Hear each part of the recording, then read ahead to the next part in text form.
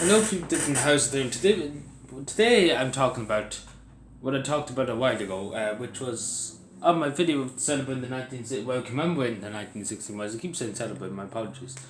But I'm just going to talk about how we should not let the government and the state put the 1916 rise into the back pages of history. What I mean by that is to take them out. Because in the junior sort and the leaving sort, they're more focused on America's facts, the revolution and facts of America. They're not caring really much about Ireland. That's the notice. They're going back to the 1800s, which is good to learn about the 1800s, but you have to learn about the sacrifices these people did in 1916. There was a rebellion back in Wexford, Finnegan Hill in West, but it was as significant as the one that happened in 1916. I understand that. And we should learn about all types of issues. We should not really worry about what America was doing. I know the story of the American Civil War is I suppose a very touching story too, which you could learn about because those Irish people fought in the American Civil War, which is fair enough if you want to put that into the junior sort of like that. That's fair enough. But learn about the French Revolution, like what interest is that to us, to be honest? And the Bolsheviks taking over in Russia, like not really much interest. Like we should learn about Ireland during the Second World War because there's tons of history. Ireland didn't even take part, and there's tons and tons of history of Ireland during the emergency, as they called it, and it's not being known about it. And then, as I said about that, I don't know. But I'm getting off topic of it. But to forget my fucking watch, that bastard. You bastard of a watch. No, but we should not let them go to the back pages of history because the 1916 Rising was a huge effect on Ireland, we have to admit. And you don't learn about it. You don't really learn about it. You don't learn enough about it.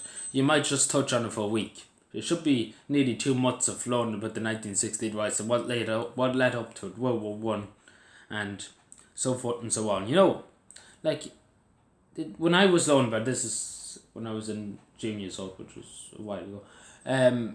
You learn about it. I only think we only spent barely a week at it. 5 days, 4 days maybe at it. That's all we learned about it. And we didn't learn a lot about it. And I knew a lot about it before we even went into the class. So that's the worst thing about it. So I knew all the answers. So I didn't find it much interest because I knew everything. Like this was just going over things again and again and again.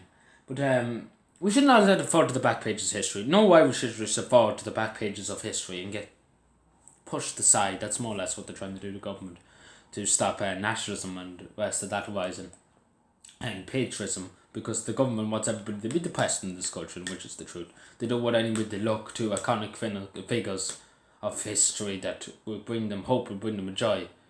Because the heroes of 1916, looking at them now, you have to feel proud and you have to feel patriotism in you because they did huge work for this country for us to be here right now. And most of all, they don't work for Ireland because we wouldn't have our flag that's flying above me, right above me here. And we wouldn't be even called Ireland, we'd probably just called the Dominion of Ireland, which would be interesting to see what I say about that. Yeah, so thank you for watching, subscribe for more and bye.